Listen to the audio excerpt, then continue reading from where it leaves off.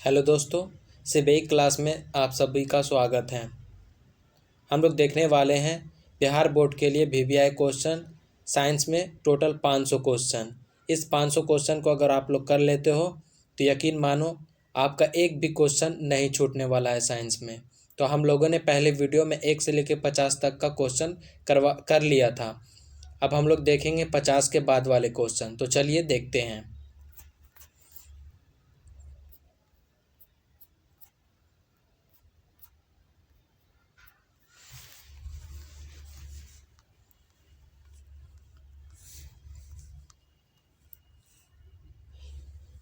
Question number 51 है, पौधों में जाइलम निम्नांकित में से किसके परिवहन के लिए जिम्मेदार है? ऑप्शन ए है पानी, ऑप्शन बी है भोजन, ऑप्शन सी है एमिनो एसिड, ऑप्शन डी है ऑक्सीजन। तो पौधों में जो जाइलम होता है वो पानी के लिए वहन के लिए सहायक होता है, जिम्मेदार होता है। ऑप्शन नंबर ए सही हो जाएगा। निम्नांकित में से कौन सी अनैच्छिक क्रिया नहीं है? उल्टी, अत्यधिक लार निकलना, या फिर दिल की धड़कन, या फिर चबाना। तो अनैच्छिक क्रिया पूछ रहा है, तो चबाना जो अनैच्छिक क्रिया नहीं है, ये अपने हम मन से चबाते हैं। मानव में गर्भ की अवधि कितनी है? 270 दिन, या फिर 290 दिन, या फिर 200 दिन, या फिर 245 दिन। तो मानव में जो गर्भ की अवधि होती है वो 270 दिन होती है। मुकुलन द्वारा अलैंगिक जनन निम्नांकित में किसमें होता है? तो मुकुलन द्वारा जो अलैंगिक जनन होता है वो ईस्ट में होता है। ऑप्शन नंबर ए सही हो जाएगा, ईस्ट। निम्न में से कौन सी बीमारी श्वसन तंत्र से संबंधित है? पहला है डायरिया, ऑप्शन नंबर बी है टीबी, ऑप्शन नंबर सी है निमोनिया, ऑप्शन नंबर डी है बी एवं सी दोनों। तो जो टीबी है वो श्वसन तंत्र से संबंधित है। तो ऑप्शन नंबर बी जो हो जाएगा इसका करेक्ट आंसर हो जाएगा, ऑप्शन नंबर बी। मनुष्य और अन्य मांसाहारी जीव निम्नलिखित में किसका पाचन नहीं कर पाते हैं? ऑप्शन ए है प्रोटीन, ऑप्शन बी है सेल्यूलोज, ऑप्शन सी है वसा, ऑप्शन डी इनमें से सभी। तो जो सेल्यूलोज होता है उसका पाचन नहीं कर पाते हैं मनुष्य और अन्य मांसाहारी जीव। ये सेल्यूलोज का पाचन सिर्फ शाकाहारी जीव ही कर सकते हैं। हृदय में रक्त को संपूर्ण शरीर में पंप किया जाता है। ऑप्शन ए है फेफड़ों द्वारा, ऑप्शन बी है निलय द्वारा, और ऑप्शन सी है अलिंदों द्वारा, ऑप्शन डी इनमें से सभी। तो हृदय से जो रक्त संपूर्ण शरीर में पंप किया जाता है वह अलिंदों के द्वारा किया जाता है। ऑप्शन नंबर सी सही हो जाएगा। हाइड्रा में अलैंगिक जनन की विधि है। तो हाइड्रा में जो अलैंगिक जनन की विधि है वो मुकुलन द्वारा है, या फिर पुनर्जनन द्वारा है, या फिर विखंडन द्वारा है, या फिर बीजाणु जनन द्वारा है। तो हाइड्रा में जो होता है वो मुकुलन के द्वारा होता है। ऑप्शन नंबर ए सही हो जाएगा, मुकुलन। जनन संचारित रोग है। ऑप्शन ए है सिफिलिस, ऑप्शन बी है एड्स, ऑप्शन सी है गोनोरिया, ऑप्शन डी इनमें से सभी। तो जनन संचारित जो रोग है वो इनमें से सभी हो जाएगा। ऑप्शन नंबर डी सही होगा। पुष्प का सबसे बाहरी भाग है बाह्य दलपुंज, या फिर दलपुंज, या फिर पुंकेसर, या फिर स्त्री केसर। तो पुष्प का सबसे बाहरी भाग जो होता है बाह्य दलपुंज होता है। ऑप्शन नंबर ए सही हो जाएगा। पादप वृद्धि हार्मोन है। ऑप्शन ए है जिब्बेरेलिन, ऑप्शन बी है एड्रीनालिन, ऑप्शन सी है इंसुलिन, ऑप्शन डी है थायरोक्सिन। तो पादप में जो वृद्धि हार्मोन होता है वो जिब्बेरेलिन है। ऑप्शन नंबर ए सही हो जाएगा। हार्मोन स्रावित होता है अंतःस्रावी ग्रंथि से, बाह्यस्रावी ग्रंथि से, नलिका से, या फिर इनमें से कोई नहीं। तो हार्मोन जो स्रावित होता है वो अंतःस्रावी ग्रंथि से होता है। ऑप्शन नंबर ए सही हो जाएगा। मनुष्य के मुख गुहा में कितने जोड़े लार ग्रंथियां पाई जाती हैं? तो मनुष्य के जो मुख गुहा होता है उसमें 3 जोड़े लार ग्रंथियां पाई जाती हैं। मटर को अपने प्रयोग में लिए किसने चुना? मटर को अपने प्रयोग के लिए किसने चुना था? वो मेंडल ने चुना था। ऑप्शन नंबर ए सही हो जाएगा। निम्न में से कौन सा पदार्थ लेंस के लिए प्रयुक्त नहीं किया जाता है? तो लेंस के लिए जो प्रयुक्त नहीं होगा वो मिट्टी नहीं होगा। बाकी सबसे लेंस बनाया जा सकता है लेकिन मिट्टी से नहीं बनेगा। निर्गत किरण और अभिलंब के बीच के कोण को कहते हैं? ऑप्शन है आपतन कोण, ऑप्शन बी है परावर्तन कोण, ऑप्शन सी है निर्गत कोण, ऑप्शन डी है इनमें से कोई नहीं।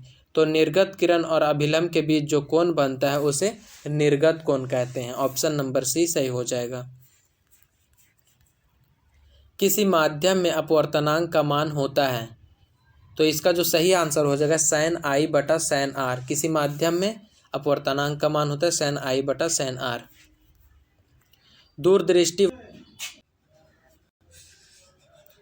दूरदृष्टि वाली आंखें साफ साफ देख सकती है। ऑप्शन है दूर की वस्तुओं को, ऑप्शन बी है निकट की वस्तुओं को, या फिर बड़ी वस्तुओं को, या फिर इनमें से कोई नहीं। तो दूरदृष्टि वाली आंखें जो होती है वो दूर की वस्तुओं को देख सकती है। ऑप्शन नंबर ए सही हो जाएगा। कांच प्रिज्म द्वारा उत्पन्न श्वेत प्रकाश के स्पेक्ट्रम में किस रंग का झुकाव अधिक होता है? तो जो प्रिज्म होता है उसमें जो ये जो बैंगनी रंग होता है उसका झुकाव सबसे अधिक होता है। ऑप्शन नंबर डी सही हो जाएगा।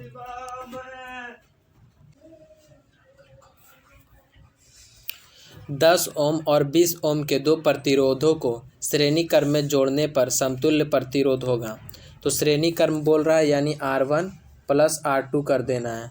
तो कितना हो जाएगा? R1 का मान 10 है, R2 का मान 20 है, तो दोनों को जोड़ देना है यानी 30 हो जाएगा। ऑप्शन नंबर सी सही हो जाएगा।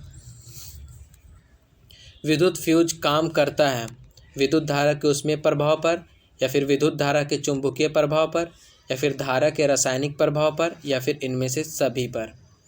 तो जो विद्युत फ्यूज जो काम करता है वो विद्युत धारा के चुंबकीय प्रभाव पर काम करता है। ऑप्शन नंबर ए सही हो जाएगा। नाभिकीय ऊर्जा प्राप्त करने हेतु आवश्यक है सिलिकॉन, क्रोमियम, या फिर यूरेनियम, या फिर एल्यूमिनियम। तो नाभिकीय ऊर्जा प्राप्त करने के लिए आवश्यक है यूरेनियम। ऑप्शन नंबर सी सही हो जाएगा। हमारा शरीर किस पीएच परास के अंदर काम करता है? तो हमारा शरीर जो है 7 से 7.8 पीएच परास के बीच कार्य करता है। निम्नलिखित में से किसे चाकू से काटा जा सकता है? ऑप्शन ए है लिथियम, ऑप्शन बी है कैल्शियम, ऑप्शन सी है कॉपर, ऑप्शन डी है आयरन। तो जो लिथियम है उसे चाकू से काटा जा सकता है। ऑप्शन नंबर ए सही हो जाएगा। निम्न में से कौन आयनिक यौगिक है? CH4, या फिर CO2, या फिर CaCl2, या फिर NH3। तो जो CaCl2 है वो आयनिक यौगिक है। आयनिक यौगिक का पहचान है एक धातु होगा और एक अधातु होगा। तो कैल्शियम यहाँ पे धातु है और क्लोरीन अधातु है। निम्नांकित में से कौन उपधातु है? ऑप्शन ए है Fe, ऑप्शन बी है Cu, ऑप्शन सी है Ni, ऑप्शन डी है Sb। तो जो Sb है वो उपधातु है।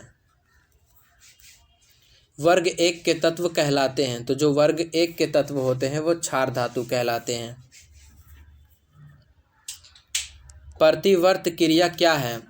ऑप्शन ए है लार आना, ऑप्शन बी है रक्त दाब, ऑप्शन सी है हृदय गति, ऑप्शन डी है सभी। तो प्रतिवर्त क्रिया इनमें से सभी हो जाएगा। मानव शरीर में सबसे लंबी कोशिका कौन है? तो मानव शरीर में सबसे लंबी जो कोशिका है वो तंत्रिका कोशिका है। ऑप्शन नंबर सी सही हो जाएगा। मुकुलन द्वारा प्रजनन किसमें होता है? तो मुकुलन द्वारा जो प्रजनन होता है वो ईस्ट में होता है। ऑप्शन नंबर बी सही हो जाएगा। फूल में नर जनन अंग होता है। तो फूल में जो नर जनन अंग होता है वो पुंकेसर होता है। ऑप्शन नंबर ए सही हो जाएगा। मनुष्य के 22 जोड़े क्रोमोसोम को क्या कहते हैं? ऑप्शन ए है ऑटोसोम, ऑप्शन बी है लिंक क्रोमोसोम, ऑप्शन सी है एक्स क्रोमोसोम, ऑप्शन डी है वाई क्रोमोसोम। तो मनुष्य के जो 22 जोड़े क्रोमोसोम होता है उसे ऑटोसोम कहा जाता है। ऑप्शन नंबर ए सही हो जाएगा। पक्षी और चमगादड़ के पंख हैं। तो पक्षी और चमगादड़ के जो अंग होते हैं वो समरूप अंग होते हैं, समजात नहीं होगा, समरूप होगा। ऑप्शन नंबर बी सही होगा, समरूप।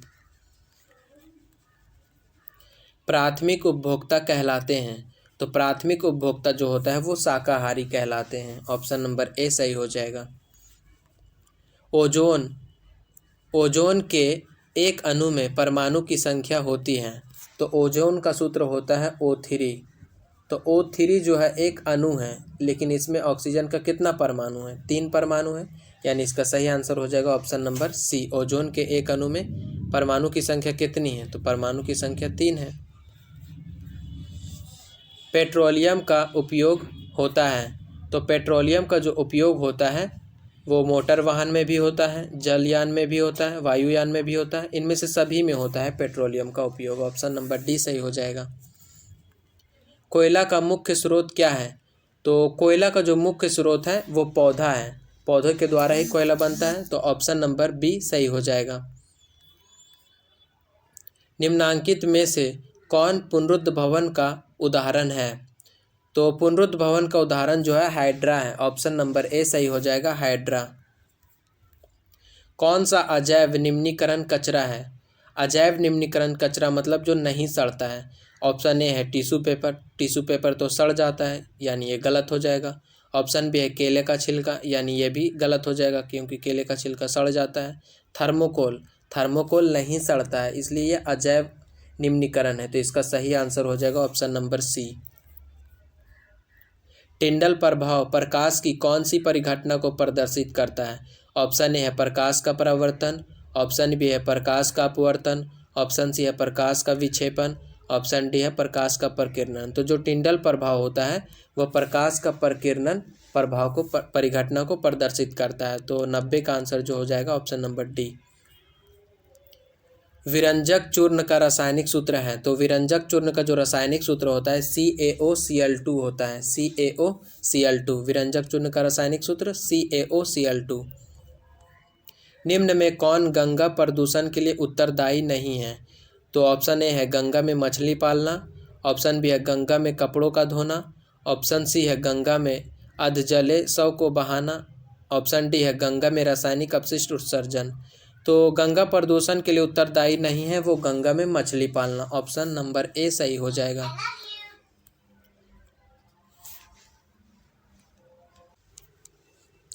दांतों को साफ करने के लिए दंतमंजन प्रायः होता है। तो जो दांतों को साफ करते हैं वो दंतमंजन होते हैं क्षारीय। ऑप्शन नंबर ए सही हो जाएगा। क्लोरीन के परमाणु के बाह्यतम कक्षा में इलेक्ट्रॉनों की कितनी संख्या होती है? तो क्लोरीन के बाह्यतम कक्षा में इलेक्ट्रॉनों की संख्या कितनी होती है? 7 होती है। एक बार ध्यान से देखना, पहला कक्षा में 2, दूसरा कक्षा में 8, तो कितना हो गया? टोटल 10 हो गया, और फिर रहता है 7। क्लोरीन का परमाणु संख्या कितना होता है? 17 होता है। तो पहला कक्षा में 2 होता है, दूसरा कक्षा में 8 इलेक्ट्रॉन होता है, और सबसे बाहरी कक्षा में 7 इलेक्ट्रॉन होता है। तो ऑप्शन नंबर सी सही हो जाएगा। विद्युत आवेश का एसआई मात्रक क्या है? तो विद्युत आवेश का जो एसआई मात्रक है वो कूलम हो जाएगा। Option number D. सामान्य अनुशीतलन दाब रक्तदाब होता है। तो सामान्य जो अनुशीतलन रक्तदाब होता है वो 80 होता है, 80 mm। ऑक्सीजन के 2 परमाणुओं के बीच कितने आबंध बनते हैं? तो ऑक्सीजन के 2 परमाणुओं के बीच कितने आबंध बनते हैं? डबल बॉन्ड बनते हैं, यानी डबल द्विब आबंध बनते हैं। ऑप्शन नंबर बी सही हो जाएगा। चालक का प्रतिरोध निर्भर नहीं करता है। तो जो चालक का प्रतिरोध होता है वो चालक के प्रवाहित विद्युत धारा पर निर्भर नहीं करता। तो चालक में जो विद्युत धारा प्रवाहित होती है उस पर उसका प्रतिरोध निर्भर नहीं करता है। धोबिया सोडा का रासायनिक सूत्र है। तो धोबिया सोडा का जो रासायनिक सूत्र होता है Na2CO3 × 10H2O होता है। ऑप्शन नंबर बी सही हो जाएगा। रुधिर का कौन सा अवयव रक्तस्राव को रोकने में मदद करता है? तो रुधिर का जो प्लेटलेट्स होता है वो रक्तस्राव को रोकने में मदद करता है। तो आज के लिए इतना ही रहने देते हैं, कल से हम लोग देखेंगे 100 क्वेश्चन के आगे। अभी बहुत क्वेश्चन है, टोटल 500 क्वेश्चन करवाना है साइंस में।